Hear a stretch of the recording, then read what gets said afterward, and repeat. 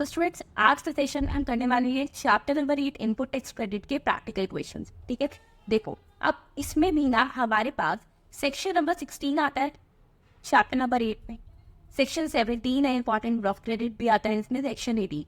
ठीक है, फिर हमारे पास 2 रूल्स हैं। तो आज के सेशन में जो क्वेश्चंस कवर होंगे वो होंगे सेक्शन नंबर 16 से। सो करें इसको, चलो ठीक है, लेट्स डू इट। स्टूडेंट जिनको भी ये नोट्स डाउनलोड करने हैं, जिसके पास ये नोट्स नहीं है, so do not worry at all, play store पर जाता है Ayushi Dutt classes app install कर लो, वहाँ पर फ्री स्टडी मटेरियल में मैंने ये सारे नोट्स आपको प्रिंट करती हूँ। Now let's do it. अब बात आती है, पहला क्वेश्चन जो जनरल क्वेश्चन बनता है वो रहता है इनपुट टैक्स का क्या मतलब है। क्या होता है इनपुट टैक्स का? अब देखो, सप्लायर ने जो क्या करा है वो रेसिपिएंट से टैक्स चार्ज करता है। अब जिसको लग रहा है मैम मुझे तो क्वेश्चन आता है लिखना किस तरीके से हम वो समझाए। देखो वो जीएसटी चार्ज करता है ना, तो जो जीएसटी सप्लाई पर हम देते हैं अपने सप्लायर को वो होता है हमारे लिए इनपुट टैक्स। यही होता है। अब देखो लिखना कैसे है, इनपुट टैक्स का मतलब जीएसटी यानी जीएसटी की हर category. Input tax means the CGST, SGST, IGST और यूटीजीएसटी जो चार्ज किया जाता है ऑन सप्लाई ऑफ गुड्स और सर्विसेज और both be to a registered person. Now the next thing is, मान लो हमने कुछ सामान ना इम्पोर्ट करवाया। इम्पोर्ट मतलब हमने मान लो वो सामान जो है आउट ऑफ इंडिया, सपोज मान लो यूएसए से मंगवाया, तो जब वो इंडिया में सामान आएगा तो हम ये कहते हैं ना कि इंडिया वाला पर्सन खुद से टैक्स पे करेगा ऑन द यूजर रेसिपिएंट, क्या ना वहाँ पे रिवर्स चार्ज मैकेनिज्म लगता है। तो आरसीएम के बेसिस पर जो हमने टैक्स पे किया गवर्नमेंट को एज अ रेसिपिएंट, क्या वो भी इनपुट टैक्स है? यस, वो भी इनपुट टैक्स है। ठीक है, it also includes tax paid on reverse charge basis on import of goods. अब बात आती है मैम मुझे कंपोजिशन लेवी पर टैक्स पे करते नहीं, बिकॉज कंपोजिशन लेवी पर जो आपने टैक्स पे किया क्या आप उसका क्रेडिट ले सकते हो? नहीं, वो तो सप्लायर कर भी क्या रहा है, अपने कस्टमर से चार्ज भी नहीं कर रहा। वो क्या कहता है, कहता है मैं अपनी टर्नओवर के बेसिस पे टैक्स पे करूंगा। सेक्शन नंबर 10 जाता गया ना, तो वो इंक्लूड नहीं होता। ये कई बार एमसीक्यू में पूछ लेते हैं कि क्या इनपुट टैक्स में कंपोजिशन लेवी वाला टैक्स इंक्लूड है? नहीं है। ठीक है, तो एमसीक्यू के लिए भी है क्वेश्चन। क्वेश्चन नंबर 2 देखो, एक M&N कंपनी है जो कि एक अनरजिस्टर्ड सप्लायर, जीएसटी में रजिस्ट्रेशन नहीं है। He wants to claim input tax credit and collect tax. वो इनपुट टैक्स क्रेडिट क्लेम करना चाह रहा है और चाह रहा है कि मैं टैक्स भी कलेक्ट करूं। तो क्या वो ऐसा कर सकता है? नहीं कर सकता। हमने बात करी थी स्टूडेंट सेक्शन नंबर 16 में, सबसे जरूरी क्या है कि पर्सन आईटीसी क्लेम करे। और इनफैक्ट मैं तो कहूँगी नॉर्मल में भी कौन है जो आपसे टैक्स चार्ज कर सकता है? जिसके पास जीएसटी का रजिस्ट्रेशन है। ठीक है, जब जीएसटी का रजिस्ट्रेशन होगा तब टैक्स चार्ज होगा। टैक्स चार्ज होगा तो जो उसने अपना मान लो, अब देखो टैक्स तो उसने अपने कस्टमर से चार्ज किया। वो कह रहा है मान लो ये है, कहता है मैंने ना कुछ परचेजेस करे थे चिंतामणि से, तो क्या जो मैंने परचेज करते टाइम पर जीएसटी पे किया था मैं उसका आईटीसी क्लेम कर सकता हूँ? नहीं कर सकता। रीजन, आईटीसी सिर्फ वो पर्सन क्लेम कर सकता है क्योंकि सेक्शन 16 सब सेक्शन 1 भी कहा कि only that person can claim ITC और collect tax from the customer who is a registered person. Clear? पढ़ा था ना हमने एलिजिबिलिटी टू क्लेम आईटीसी क्या था? Section 16 sub section number 1। So no, अब ये मैं पता है लिखोगे कहते स्टूडेंट्स एक तरीके से उसने आपसे कहा M&N company wants to claim ITC and collect tax. Can it do so? So the first answer जो आपका होना चाहिए जिससे उसको क्लियर हो जाए कि बच्चे को आंसर पता है, नो। क्लियर कट लो, उसके बाद हम रीजनिंग देंगे। पहले लिख दो no, M&N company can not claim input tax credit and collect tax. फिर दो क्योंकि सिर्फ एक रजिस्टर्ड पर्सन कर सकता है इस वजह से। ओके, और यहाँ पर आप लिख सकते हो कि फिर भी अगर वो चाहे, दिस इज M&N कंपनी, ठीक है, यानी गलती से लिखा गया है। M&N कंपनी अगर चाहता भी है कि वो आईटीसी क्लेम करे, कई बार क्या होता है कि हम चाह रहे कि नहीं हमारी ना मार्केट में इतनी रेपुटेशन नहीं बन पा रही, तो हम टैक्स भी कलेक्ट करना चाहते हैं कस्टमर से, और आईटीसी जो हमने पे किया है वो भी काफ़ी हो जाते हैं, हमें वो भी क्लेम करना है, तो वॉलंटरी रजिस्ट्रेशन ले सकता है उसके केस। ठीक है, but the clear cut answer is no, he can not claim ITC अगर वो एक अनरजिस्टर्ड पर्सन। सेकेंड क्वेश्चन जो बनता है सबसेक्शन नंबर 2 से, यानी conditions to avail ITC. Simple question कि कौन कौन से कंडीशंस हैं नेसेसरी फॉर अवेलिंग आईटीसी। अच्छा, eligibility section 16 subsection 1 conditions, section 16 subsection 2 शासन, ठीक है। तो अगर as per section 16 subsection number 2 किसी भी पर्सन को, अगर किसी भी रजिस्टर्ड टैक्सेबल पर्सन को आईटीसी क्लेम करना है तो उसको क्या करना होगा, आईटीसी अवेल करना है तो उसको चाहिए सभी कंडीशन सेटिस्फाई करनी होगी। तो most important word, all the following condition, जितनी भी अभी मैं नीचे आपको कंडीशंस बताऊंगी वो सब कंडीशंस उसको सेटिस्फाई करनी होगी। एक भी नहीं करी so the person can not claim right. पहला तो क्या है कि उसके पास कोई ना कोई टैक्स पेइंग डॉक्यूमेंट होना चाहिए जिससे पता चल सके उसने टैक्स पे किया, तभी वो आईटीसी क्लेम करना चाह रहा है। सेकेंड, क्या पढ़ा था स्टूडेंट सामने, the detail of the invoice or debit note referred above had been furnished by the supplier in the statement of outward supplies. It means जो ये पर्सन है, ठीक है, इसने टैक्स पे किया हुई, जिसको टैक्स पे करा है उसने उस टैक्स की डिटेल्स, जब भी हम कोई टैक्स चार्ज करते हैं एज अ सप्लायर हमें स्टूडेंट्स अपनी रिटर्न फर्निश करनी होती है, बताया था मैंने क्लास में, ठीक है।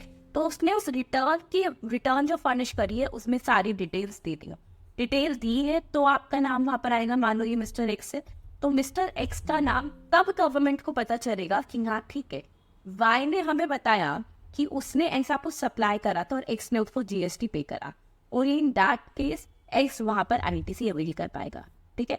तो सिंपल सी बात बोलूँ तो भाई उसको रिटर्न फर्निश कर दी, उसने टाइम सारी डिटेल्स दी थी, ठीक है। चाहे उसने इनवॉइस पर आके दिया था या उसने कोई डेबिट नोट दिया था कुछ।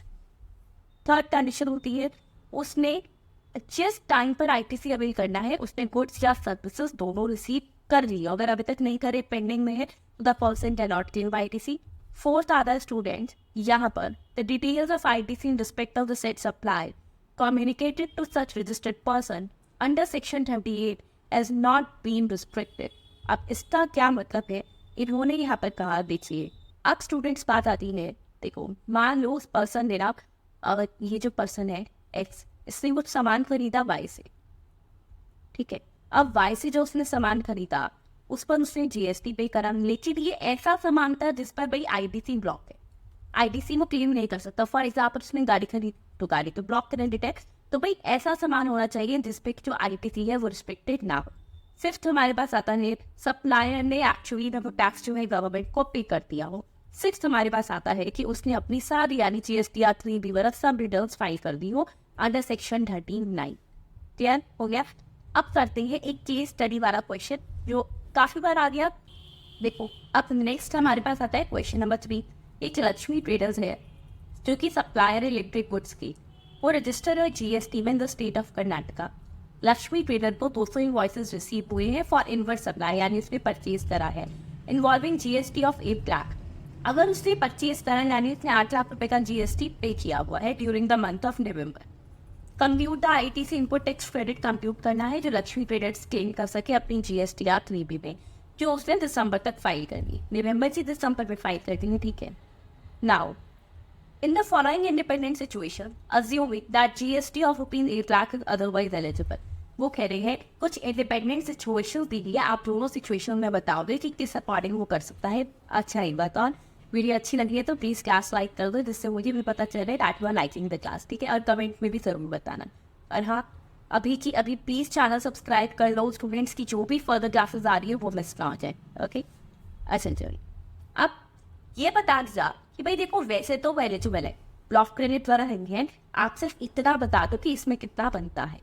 First situation, out of 200 invoices 160 invoices involving GST of ₹7 lakh have been uploaded by the suppliers in their respective GSTR1। हमने अभी बात करी थी student that as per section number 16 subsection number 2 conditions for availing ITC, जो supplier है उसमें अपनी GSTR1 या फिर अगर हम बोले जो भी उसकी फर्दर आउटवर्ड सप्लाईज की स्टेटमेंट है, रिटर्न है, उसने उसमें जो डिटेल्स है मेंशन कर दी। वो क्या कह रहा है कितने अपलोड करें, अभी यहाँ पर 200 इनवॉइसेस में से सिर्फ 160 इनवॉइस अपलोड करे हैं, 40 नहीं करे।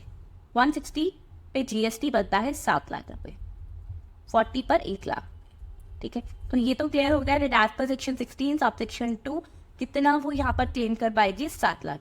अब बात आती है इसको लिखने का तरीका कि ये तो है आ गया हमें पर इसको लिखेंगे कैसे? देखो स्टूडेंट, ऐसे केसेस में ना the best way to write your answer कि हमें एक प्रेजेंटेबल लगे आंसर, तभी उसके बाद मिलती है computation of ITC date can be clear कर देंगे कि हम क्या कंप्यूट कर रहे हैं GST आर में। फर्स्ट सिचुएशन, कितने इनवॉइसेस की कैटेगरी है मैम? 2 इनवॉइसेस की कैटेगरी है, 160 and 40। 160 uploaded, 40 are not uploaded. तो 160 invoices uploaded in GST R 1। As per invoice ITC का 7 लाख, वो कितना क्लेम कर सकता है? पूरा 7 लाख। मतलब रीजन, क्योंकि डिटेल्स अपलोड हो गई है GST आर 1 में टाइप। 40 इनवॉइसेस जो अपलोड नहीं करे, एज पर इनवॉइस कितना ITC बनता है? 1 लाख। कितना वो अवेल कर सकता है? 0। रीजन, उसने सप्लाई आईडी अभी तक डिटेल्स जो है अपलोड नहीं करी। आप कोई बच्चा अगर सोच रहे हैं मैम आप गलत तो नहीं करवा रही, 5%, 10%।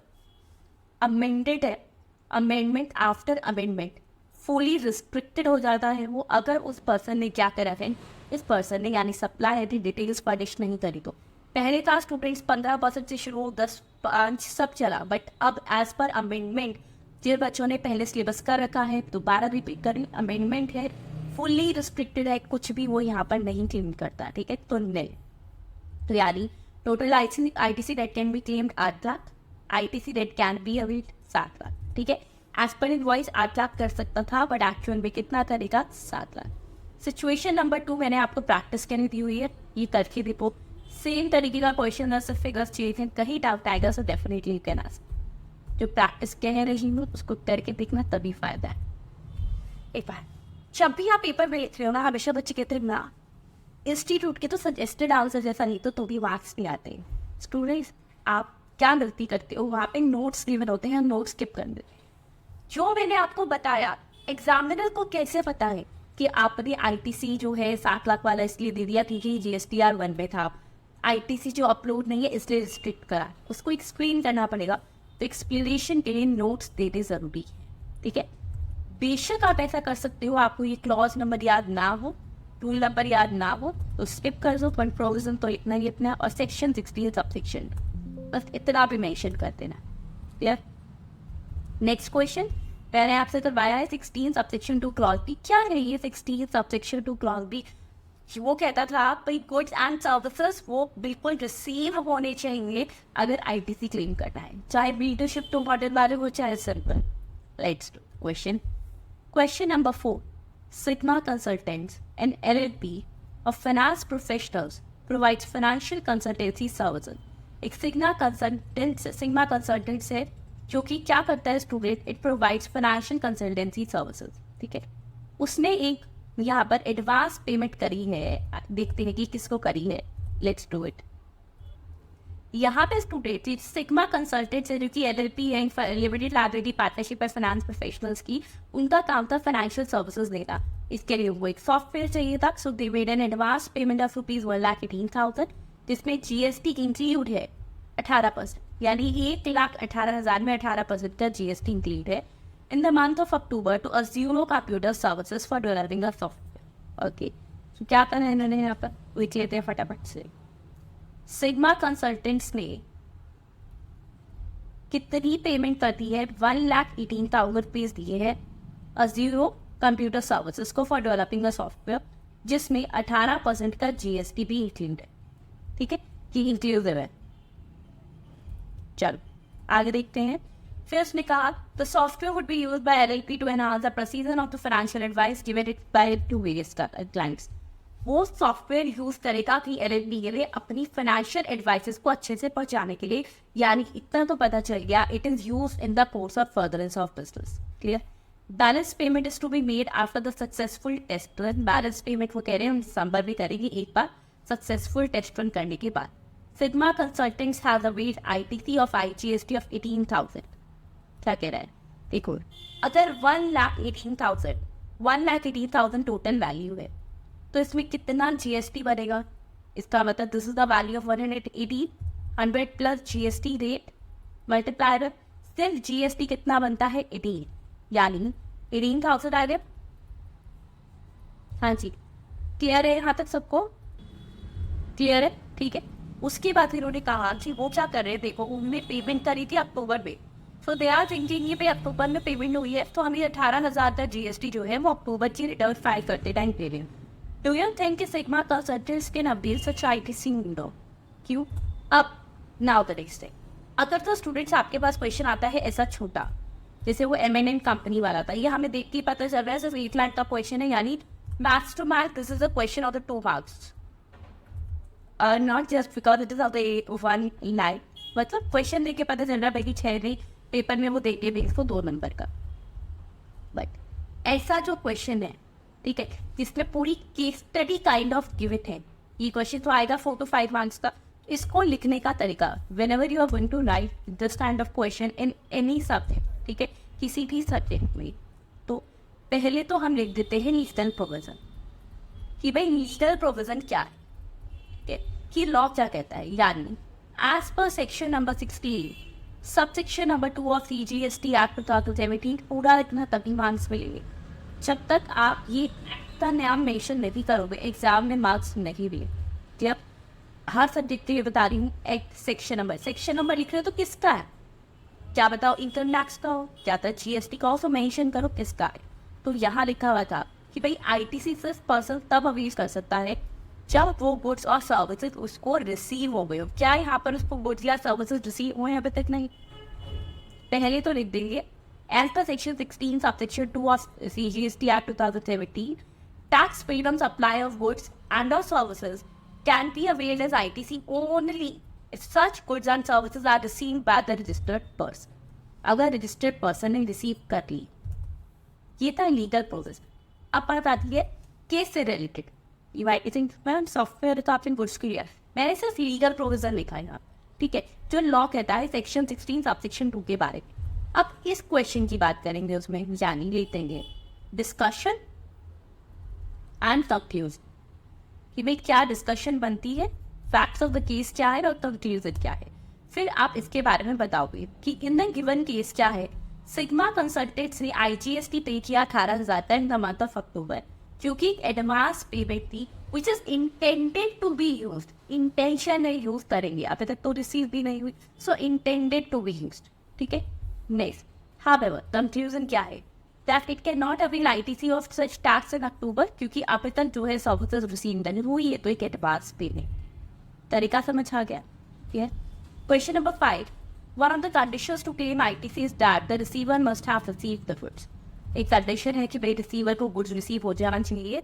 क्या ऐसा कोई प्रोविजन है जहाँ पर there is a deemed receipts of goods in case of transfer and document of title before or during the movement of goods? और would your answer be different अगर ये सर्विसेज का केस जाता है उसमें कि देखो सेक्शन 16 सबसेक्शन 2 क्लॉज बी क्या बोलता है कि कुछ रिसीव हो, बट क्या कोई डीम्ड रिसीव का केस है? है. कौन सा होता था डीम्ड केस जहाँ हमें नहीं हुए लेकिन हम मानते हैं हम हमें रिसीव हुए, that is a case of bill to ship to model. तो यार they are talking about the bill to ship to model. क्या पढ़ा था इसमें, दिस मॉडल सेज कि मान लो 3 पर्सन हैं, ठीक है, ABC.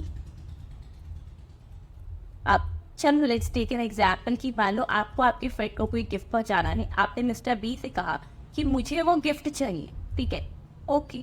अब यहाँ पर आपने उनको पेमेंट कर दी 1000 रुपीज़ की, बट यू स्ट्रिक्टली सेड कि आप ये गिफ्ट मुझे मत देना, आप डायरेक्टली C के पास भेज देना. तो यानी बिल किसके नाम पे है, A के नाम पे, बट शिप हुआ C को. This is a case of bill to ship to model. इस केस स्टूडेंट्स और दो A ने गुड्स रिसीव नहीं करे, उसके नाम से बिलेंगे. ये गुड्स रिसीव करे उसकी डायरेक्शंस पे किसी और ने, ठीक है, उसके नाम पर गुड्स थे लेकिन किसी और ने रिसीव करे हैं. तो but student this is a case of जहाँ पर हम मानते हैं कि डीएम्ड रिसीट हो गए हैं, रिसीव नहीं हुए बट हम मान रहे हैं because the reason being this is a pay to ship to model, ठीक है. तो as per explanation to section 16 subsection 2 clause B, goods or services are deemed to be received in the case of bill to ship to model.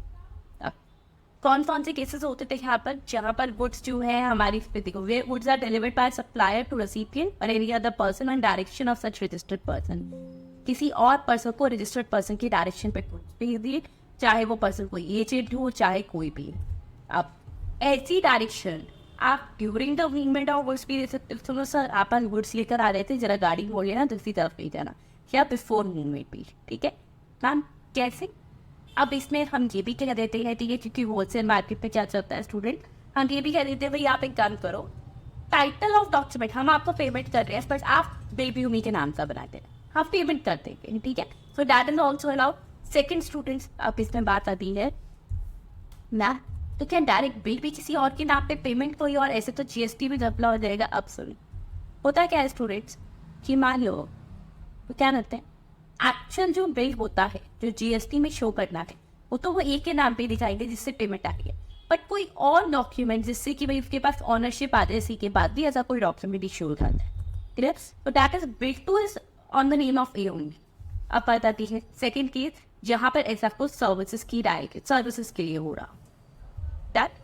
फिर इन्होंने पूछा था क्या services के case में आपका आंसर चेंज रहता है, नहीं भी आंसर तो सेम ही रहेगा। हमने ये बात जो है ऊपर डिस्कस भी करी, section 16 sub section 2 clause B ने कह रखा है कि deemed receipt of goods is also allowed, clear, और services is also allowed. Question number 6, Mrs Diwan and sons of new Delhi has placed an order for 250 kg of plastic drinking goods at 50 per kg exclusive of GST। एक दीवान and sons है, देखो दीवान and sons है जिसने एक order place किया plastic granules का, ठीक है, 50 रुपीज पर केजी का ऑर्डर था, किस पर, करीम एंड ब्रदर्स ऑफ नोएडा, ठीक है। न्यू दिल्ली के पर्सन ने किस पर ऑर्डर प्लेस किया है, यूपी के पर्सन पे, तो this is an interstate supply, ठीक है। Messrs. Kareem and brothers had agreed to deliver the goods at the warehouse of Mrs. Devan and Sons at New Delhi। इन्होंने कहा हम आपके वेयर हाउस में सामान भेज देंगे।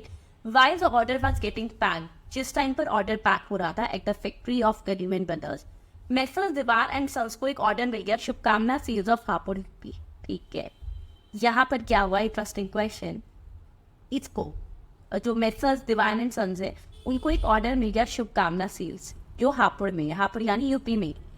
तो उन्होंने क्या किया, ये ऑर्डर था 250 kg of plastic granules, 250 kilo को प्लास्टिक ग्रेन्यूल्स चाहिए थे। मुझसे बात ही नहीं, 7 रुपये पर किलो के हिसाब से आपको देंगे। In order to save the transportation cost, अपने ट्रांसपोर्टेशन कॉस्ट बचाने के लिए कि पहले सामान दिल्ली आता फिर जाता, तो क्या किया, दीवान एंड सन्स ने करीम एंड ब्रदर्स को कहा आप एक काम करो डायरेक्टली डिलीवर कर दो। Accordingly Messrs. Kareem and brothers ने डायरेक्टली वहाँ पे डिलीवर कर दिया। अब आपको बताना है इस सिचुएशन में क्या बनता है, क्या कीते हैं। सबसे पहले लीगल प्रोविजन पता चल रहा है कि इस स्टडी क्वेश्चन है। लीगल प्रोविजन कहता है that as per section 16 of section 2 clause B, one of the conditions for availing IT कि registered person भी गुड्स को सर्विस को रिसीव किया। However, अगर गुड्स किसी थर्ड पर्सन को डिलीवर हो रहे हैं on the direction of the registered person by the way of transfer of documents of title या किसी भी तरीके से बिफोर और during the movement of goods, तो उनको हम डीम्ड टू बी रिसीव्ड मान लेते हैं, ठीक है, बाय द रजिस्टर्ड पर्सन। तो हाँ भाई वो आईटीसी अवेल कर पाएगा, दीवान एंड सन्स यहाँ पर आईटीसी अवेल कर पाएगा इवन दो दूसरे पर्सन पे गुड्स चाहते हैं। अब ये जो मैंने साथ साथ आपको बताया लीगल प्रोविजन में कहीं Diwan and sons, Karim and brothers या शुभकामना सेल्स का नाम नहीं आएगा, वहाँ सिर्फ लीगल प्रोविजन रह गया section 16 sub section of God थी। फिर जो मैंने आपको समझाया था that is given in the discussion and content, वहाँ देखते हैं। अब देखो कि वही गिवन केस में गुड्स जो है डिलीवर कर दिए थर्ड पर्सन को on the direction of registered person, तो इसीलिए जितना आईटीसी बनता है अब आईटीसी कितना बनता है, हमें आईटीसी से किसका मतलब है। पहला हमारे पास है these two persons Devan and sales and Karim and brother, पहले इनका आईटीसी देखो कितना था स्टूडेंट, 250 किलो 50 रुपये पर केजी के हिसाब से, ठीक है। आइए देखते हैं। तो अब यहाँ पर कुछ दिया हुआ नहीं है, वैसे एग्जाम में क्या होगा वो आपको परसेंटेज दे देंगे, ठीक है। बट जहाँ पे ये क्वेश्चन जहाँ से हमने लिया है in the papers of institute only, हमने वहीं से ये क्वेश्चन लिया है, वहाँ पे रेट नहीं था तो मैंने एडिटिव दे दिया, तो 18% की दिया, ठीक है। 50 to 250 to 18% आईटीसी बन गया 2250 का, वो अवेलेबल कर सकता है। फर्दर अब यहाँ 2 ट्रांजेक्शन हुई, हमने बता दिया वो कितना आईटीसी अवेल कर सकता है। अब बात आती है दीवान एंड सन्स ने जो शुभकामना सेल्स को रेसिपिएंट को सामान दिया, तो क्या शुभकामना सेल्स आईटीसी क्लेम कर सकती है, वो भी करेगी। वो कितना करेगी, जितनी उनके बीच में ट्रांजेक्शन की बात हुई थी, 250 किलो इंटू 60 रुपये पर केजी इंटू 18%। समझ आई बात, ठीक है। चलो तो that will be 2700। Now the important thing, ma'am दोनों केसेस में आपने आईजीएसटी लिखा क्योंकि एक रेट है 18%, यानी मैं आईजीएसटी की बात कर रही हूँ। क्यों students, first of all there is a transaction between the person of new Delhi and the person of UP. चाहे यूपी वाले बंदे ने सामान जो है वो आगे यूपी में ही सेल कर दिया, यूपी में ही सप्लाई किया, बट उससे मतलब नहीं है, उसने बिल जो है नोएडा वाले के नाम पर किया है, सॉरी न्यू दिल्ली वाले के नाम पे किया है, तो यहाँ IGST ही चार्ज होगा। अगेन शुभकामना सीरीज यूपी से ही है, उसको सामान यूपी से आया, लेकिन उसको मतलब नहीं था कि कौन सामान दे रहा है, कैसे दे रहा है, क्यों दे रहा है, उसने ऑर्डर प्लेस किया था न्यू दिल्ली, यानी अगेन जो न्यू दिल्ली वाला दीवान एंड सब्जेक्ट वो यहाँ पर उससे IGST ही क्लेम करेगा। समझ आ रही है बात?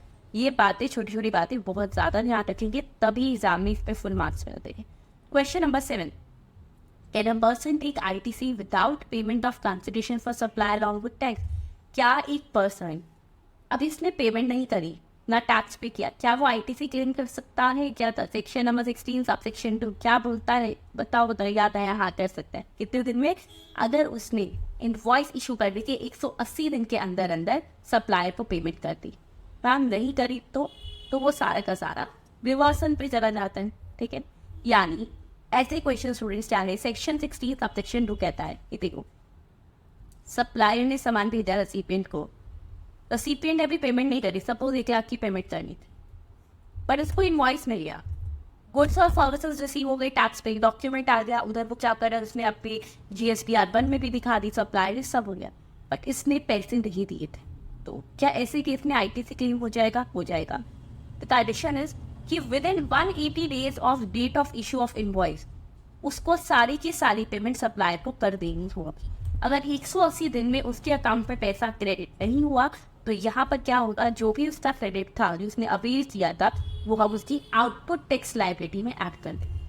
मतलब मान लो 1 लाख के ऊपर सपोज मान लो, ठीक है, 18,000 का उसका GST हुआ, क्या होगा स्टूडेंट, ITC अवेल करने का मतलब होता है कि उसकी मान लो कोई सेल हुई थी रेसिपिएंट की, कस्टमर की, जिसमें उसको GST डिपार्टमेंट को 20,000 रुपये GST के दे रहे, तो उसने कहा मेरे पास 18,000 का क्रेडिट है, मैं आपको 2,000 रुपये अब दे देता हूँ। ठीक है, तो उसने अपनी आउटपुट टैक्स लायबिलिटी कम करी थी।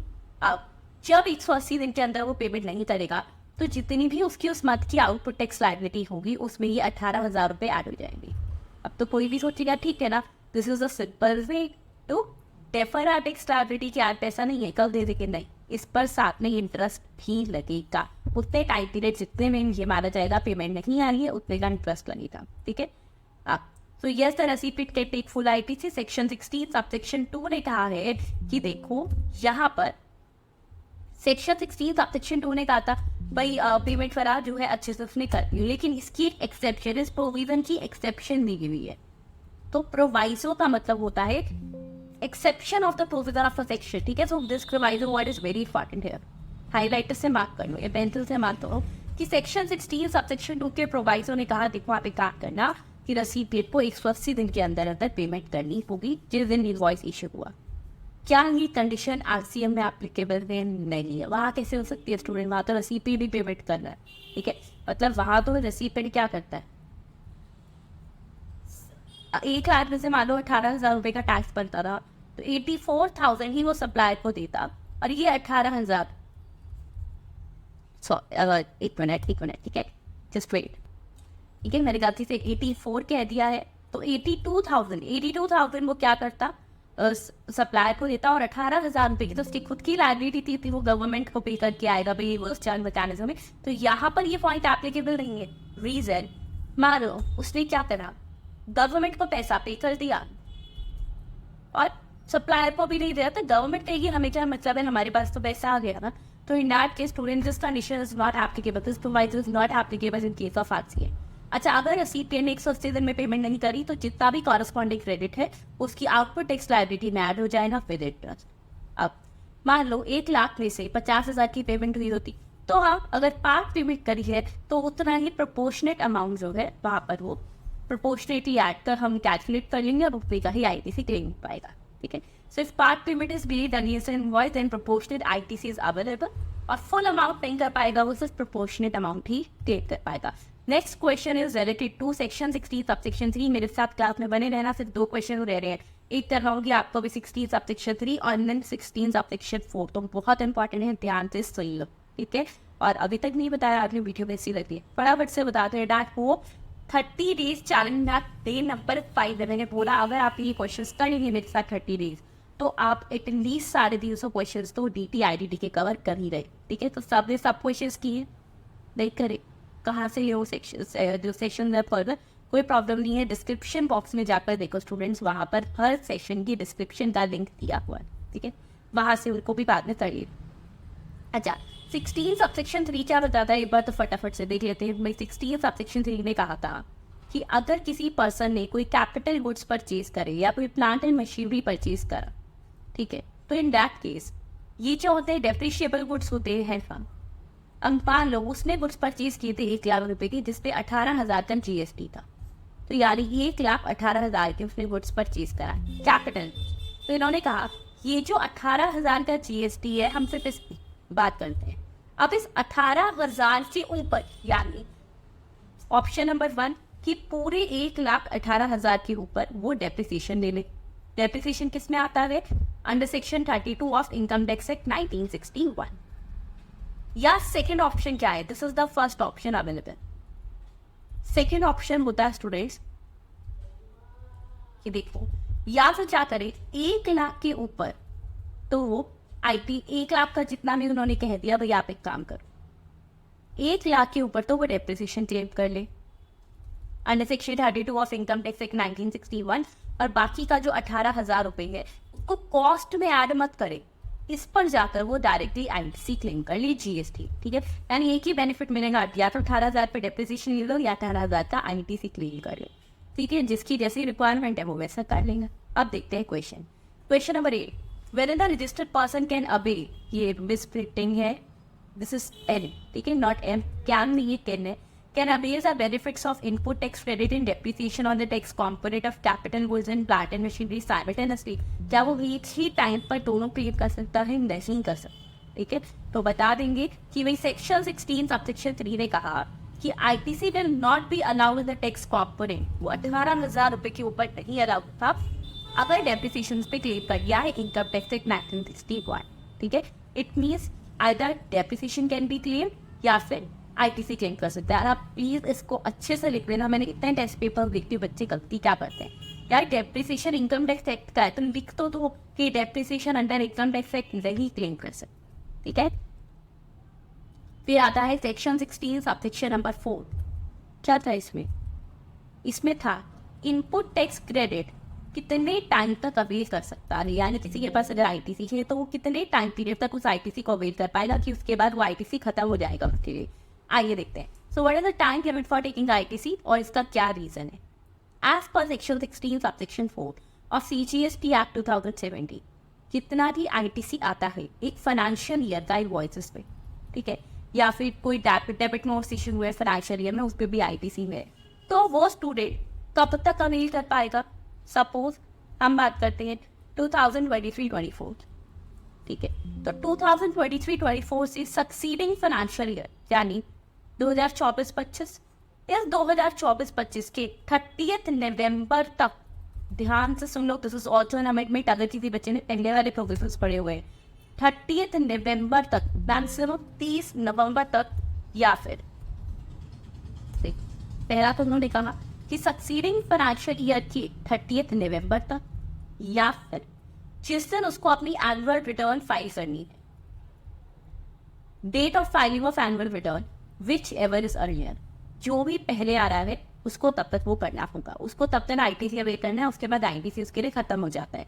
यानी 2023-24 में उसके पास जितना भी ITC में 30 नवंबर 2024 which will fall in next year, that is 2024-25, या फिर जिस दिन मान लो वो उसको जब भी एनुअल रिटर्न को फाइल करे, this is the actual date of filing of annual return, not the due date, actual date जो भी पहले आ रही है 30 नवंबर, या जब वो अपनी एनुअल रिटर्न फाइल कर रहा है, जो भी डेट पहले आ रही है उसे तब तक ITC इनपुट टैक्स क्रेडिट को अवेल कर पाएगा।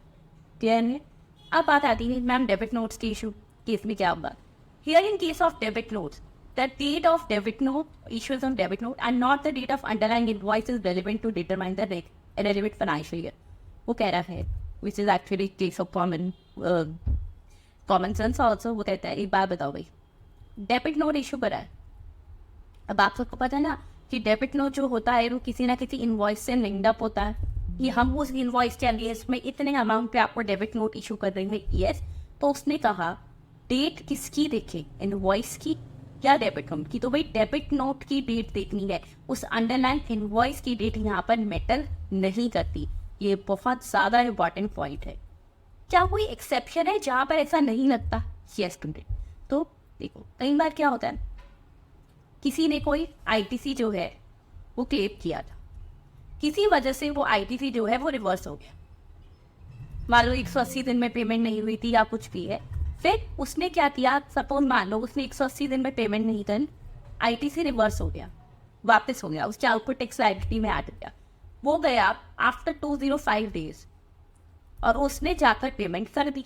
अब जब वो पेमेंट करेगा तो वो इस रिवर्सल आईटीसी को दोबारा से रीअवेल कर सकता है, दोबारा अवेल करना, that is reavailing of ITC. तो क्या उसके केस में भी ये 30th November on actual date of filing of annual return whichever is earlier लगेगा 10? So there is a single exception of section 16 subsection 4 कि does not apply to claim for re-availing of credit। दोबारा से अगर avail कर रहे हो जो कि पहले रिवर्स हो चुका है, ठीक है? तो ये है इसके एक्सेप्शन, इसके अलावा कुछ नहीं। अब स्टूडेंट्स अगर आपकी कोई भी डाउट है, कोई भी क्वेरीज है, तो आप कैसे कैसे अपनी डाउट और क्वेरीज ले सकते हो। तो मैम नेक्स्ट सेशन में आप क्या करना रहे हो, नेक्स्ट सेशन में भी हम आईटीसी के फर्दर क्वेश्चंस करेंगे, जैसे ब्लॉक क्रेडिट के क्वेश्चंस हो गए एंड ऑल, ठीक है? हाँ, मैं फिर से आपको गारंटी दे रही हूँ, अगर आपने 30 डेज मेरे साथ ज्वाइन किया है तो DTIGT के क्वेश्चंस में आपको एक बहुत स्ट्रॉन्ग ग्रिप जरूर मिल जाएगी, ठीक है? चलो, डाउट अगर है तो कैसे ले सकते हो, there are so many modes. एक तो आप students Ayushi Bansal classes app पर जा सकते हो, ऐप इंस्टॉल कर लो, वहाँ पे चैट बॉक्स का ऑप्शन है। सेकेंड, आप क्या कर सकते हो, नीचे स्टूडेंट्स मेरे व्हाट्सएप ग्रुप का लिंक दिया है, ठीक है? तो आप व्हाट्सएप ग्रुप में जाकर भी अपने डाउट्स क्लियर कर सकते हैं। आप एग्जाम टाइप पे व्हाट्सएप नहीं चला रहे तो फिर कैसे करें? ओके, अगर एग्जाम टाइप पे व्हाट्सएप नहीं चला रहे हो तो टेलीग्राम ग्रुप क्या ऑप्शन, ठीक है? आप टेलीग्राम पे जाकर भी अपनी क्वेरीज दे सकते हो, या फिर नहीं चला रहे तो द मोस्ट रेलेवेंट ऑप्शन आप क्या करो भाई, डायरेक्टली यूट्यूब पे अपनी क्वेरीज दे सकते हो कमेंट बॉक्स पे, ठीक है? कमेंट बॉक्स में आप बताने तो वाले वीडियो अच्छी लगी तो अपनी क्वेरीज भी ले सकते हो, या फिर ऐप पे भी स्टूडेंट जिससे डायरेक्टली देखते क्वेरीज, ठीक है? अब क्लास कैसी लगी जरूर बताना, और नेक्स्ट सेशन यानी डे 6 में जो हम कवर करने वाले आईटीसी के फर्दर क्वेश्चन, उसके लिए मेरे साथ जुड़े रहना, ठीक है? Thank you, have a nice day, have a great day, bye.